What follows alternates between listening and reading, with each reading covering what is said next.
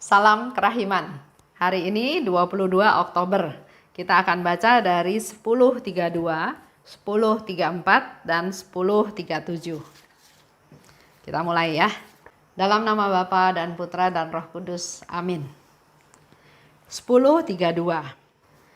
Dalam misa kudus, aku melihat Tuhan Yesus dipaku pada salib di tengah siksaan-siksaan yang keji.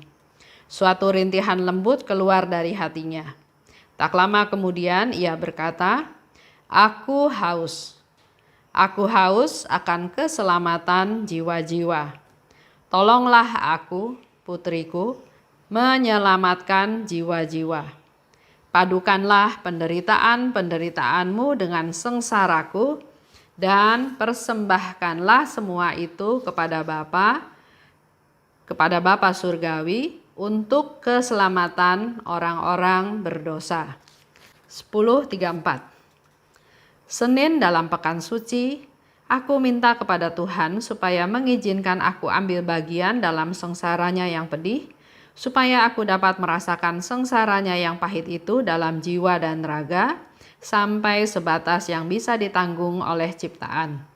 Aku minta agar boleh merasakan semua kepahitan sejauh itu mungkin.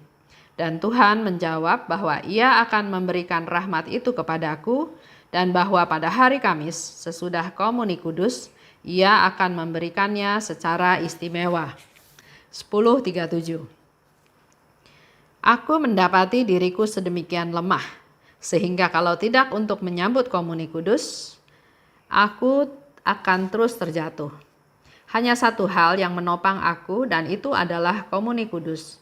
Dari Komuni Kudus aku menimba kekuatan.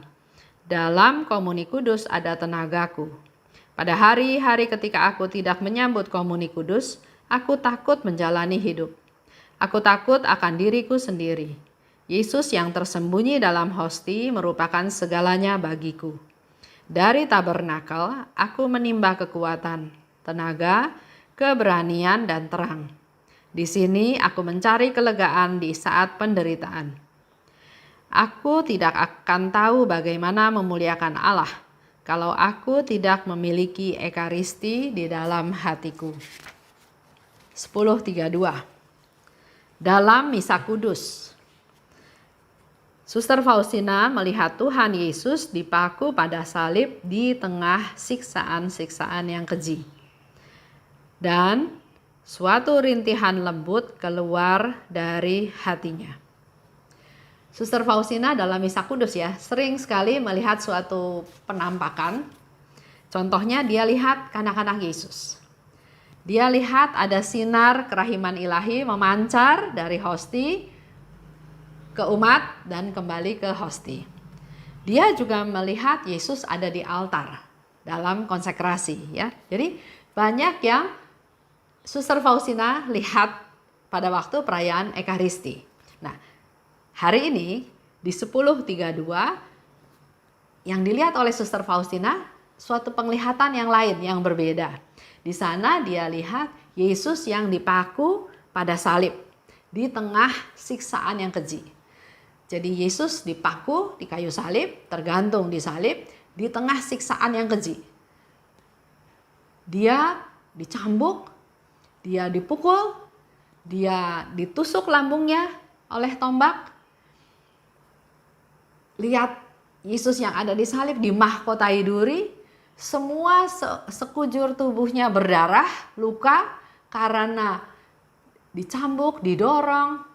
Banyak hal ya yang dilakukan, yang dialami oleh Yesus dalam penderitaannya selama perjalanan di jalan salib tersebut. Dihina, ditelanjangi, ya, dicambuk, direntang. Di salib itu direntang ya, ke kiri ke kanan. Jadi di tengah penderitaan yang keji. Dan di sana Yesus katakan, "Aku haus." Secara manusiawi dia pasti merasa haus. Karena mungkin dari semalam dia nggak dikasih makan, nggak dikasih minum ya, namanya orang tawanan, memang mau disiksa, dicambuk, dipukul, dianiaya, ke, kehausan, kepanasan, tapi nggak ada yang peduli sama Yesus. Sehingga dia katakan, aku haus, letih, lesu, kering ya. Tapi di sini Yesus penekanannya adalah dipertegas lagi, aku haus. Aku haus akan keselamatan jiwa-jiwa. Jadi kembali lagi bukan haus karena apa yang dirasakan dialami oleh badannya Yesus, tapi dia haus akan jiwa-jiwa. Dia ingin semakin banyak jiwa-jiwa yang diselamatkan. Dia sangat rindu akan jiwa-jiwa tersebut. Rindu akan keselamatan jiwa-jiwa. Keselamatan jiwa-jiwa, khususnya orang berdosa. Masih lanjut dikatakan oleh Yesus, tolonglah aku. Mengatakan kepada Suster Faustina, tolong aku untuk selamatkan jiwa-jiwa. Sementara Yesus disalib, dia haus akan jiwa-jiwa, maka sekarang Yesus bilang pada Suster Faustina, tolonglah aku untuk selamatkan jiwa-jiwa. Begitu pula perkataan ini untuk kita semua. Tolonglah aku, kata Yesus, untuk selamatkan jiwa-jiwa yang ada di sekitar kita. Jadi kita bisa lihat contoh Yesus ya, walaupun dia menderita sengsara di tengah kekejian yang luar biasa, tapi tetap dia nggak berpikir untuk diri dia sendiri. Dia berpikir untuk orang lain. Bukan orang yang berjasa pada Yesus. Dia berpikir untuk keselamatan jiwa-jiwa, untuk orang-orang berdosa. Bahkan mungkin orang-orang yang menyalibkan dia, yang menendang dia, yang meludahi dia, yang memukul dia pakai buluh, yang menarik otot-otot pundaknya ke kiri, ke kanan, yang mencambuk dia, yang meludahi dia. Orang-orang itu, Yesus bilang, aku haus akan keselamatan jiwa-jiwa tersebut. Kita coba refleksi ke diri kita juga. Kalau saya sakit, apa yang jadi fokus kita? Apa yang kita pikirkan? Aduh, badan saya sakit, gigi saya sakit, kepala saya sakit. Terus, sorry, nggak bisa lakukan apa-apa, nggak bisa melaksanakan tugas, nggak bisa memenuhi janji karena saya sakit. Ya, yang sering kita lakukan itu adalah saya. Karena sakit jadi nggak enak makan, jadi pengen makan ini, pengen makan itu, tapi nggak bisa dimakan. Keluhannya fokusnya ke saya, ya. Bahkan juga kecewa kalau orang nggak memperhatikan kita kalau lagi sakit. Hari ini kita belajar dari Yesus. Walaupun dia menderita, dia tetap peduli pada orang lain. Dan dikatakan oleh Yesus lebih lanjut, padukanlah penderitaanmu dengan sengsaraku. Dan persembahkan semua itu pada Bapa Surgawi untuk keselamatan jiwa-jiwa. Saya cerita ya sama salah satu keluarga. Ada satu keluarga, ayah, ibu, dan anak. Dia mengalami sesuatu masalah yang besar yang harusnya bukan salah anaknya, tapi direkayasa sedemikian rupa sampai akhirnya anaknya yang harus menanggung segala hal sampai masuk ke penjara. Karena orang kecil, karena ya pasti kalah ya dengan penguasa atau mereka yang lain, akhirnya suka nggak suka ya harus dijalanin. Si anak masuk penjara, si orang tua otomatis juga mengalami suatu penderitaan. Tadinya hidup nyaman, sekarang menjadi hidup yang serba bukan nggak nyaman, tapi siapa yang mau peduli? Orang anggapannya masuk penjara ya salah. Padahal ini hasil dari satu rekayasa dia yang jadi kambing hitam. Nah, melalui peristiwa ini saya bilang, ibu, bapak coba bertahan. Belajar menerima apa yang terjadi. Mengalami penderitaan, iya. Mengalami kesedihan, iya. Mengalami kerugian materi juga, iya. Itu terjadi. Tapi terimalah itu sebagai sesuatu yang memang harus dijalanin. Dikatakan oleh Yesus, padukanlah penderitaanmu dengan sengsaraku di salib. Dan persembahkan itu kepada Bapa untuk keselamatan jiwa-jiwa, untuk menjadi silih. Termasuk juga mungkin silih keluarga dia, silih yang dibutuhkan oleh Tuhan, dia dipakai oleh Tuhan untuk menderita, untuk keselamatan jiwa-jiwa. Ada orang yang gak punya penderitaan, mungkin ada ya. Semuanya serba cukup. Dari kecil sampai dewasa, sampai besar, sampai tua, dia selalu mengalami sesuatu sukacita yang kayaknya nggak pernah mengalami penderitaan. Kita lihat dari contoh Suster Faustina juga. Ada yang tanya sama saya, kalau dalam hidup ini semuanya berjalan lancar, enak semuanya ya, nggak mengalami penderitaan, bukan salah saya dong kalau saya nggak menderita. Sebetulnya cara melihatnya berbeda ya. Dia mungkin mengalami penderitaan. Buat orang lain itu urusan besar, tapi buat dia itu bukan menjadi sesuatu urusan yang besar. Karena dia menghadapinya dengan pikiran positif, dia menghadapinya dengan pasrah, dengan bersabar, dengan percaya Tuhan pasti kasih solusi, maka dia nggak merasakan itu sebagai suatu penderitaan yang beban berat. Dan ingat satu lagi, Tuhan tahu kemampuan kita untuk menanggung. Jadi Tuhan juga nggak bakal memberikan beban yang begitu berat sampai kita nggak bisa nanggungnya. Tuhan tidak akan membiarkan kita jatuh tergeletak. Jadi kalau kita berpikir positif, maka penderitaan ada saja. Tapi kalau kita pikirnya positif, tidak kelamaan berpikir dalam pikiran negatif, putus asa dan pikiran-pikiran yang lain, maka penderitaan itu bahkan bisa menjadi sesuatu batu loncatan untuk mengalami kebahagiaan. Ya, jadi pernah ada yang berkata begini, penderitaan itu adalah awal dari kebahagiaan. Jadi kalau kita menderita, kita bertahan, kita sabar, kita jalani dengan tekun, suatu hari di ujung sana, penderitaan itu akan berubah menjadi kebahagiaan. Jadi artinya pada waktu kita menderita, itu adalah titik awal dimulainya kebahagiaan. Nah, ini yang kita harus berpikir positif. Jangan berpikir, aduh kok menderita terus. Nah, pikiran-pikiran negatif inilah yang harus dibuang. Kalau Suster Faustina katakan, aku minta pada Tuhan supaya mengizinkan aku ambil bagian dalam sengsaranya yang pedih. Supaya dapat merasakan sengsaranya dalam jiwa dan raga. Sebatas dia sebagai manusia bisa menanggungnya. Jadi kita bisa juga berdoa seperti Suster Faustina.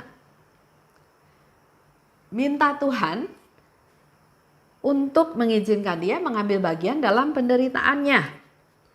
Bisa merasakan sengsaranya sebatas yang bisa ditanggung oleh manusia. Karena ternyata penderitaan Yesus itu luar biasa. Luar biasa menderita. Nggak ada penderitaan lain yang lebih berat daripada yang Yesus alami. Sehingga Suster Faustina katakan sebatas manusia bisa menanggungnya.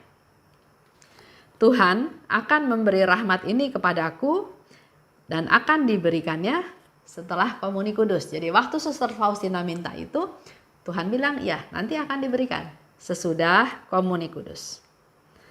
Bisa ikut ambil bagian dalam sengsaranya adalah suatu rahmat yang istimewa. Jadi kalau kita dalam jam kerahiman merenungkan sengsara Yesus, bisa masuk ke dalam permenungan sengsara Yesus, itu adalah suatu rahmat yang luar biasa. Karena nggak semua orang bisa mengalami hal tersebut.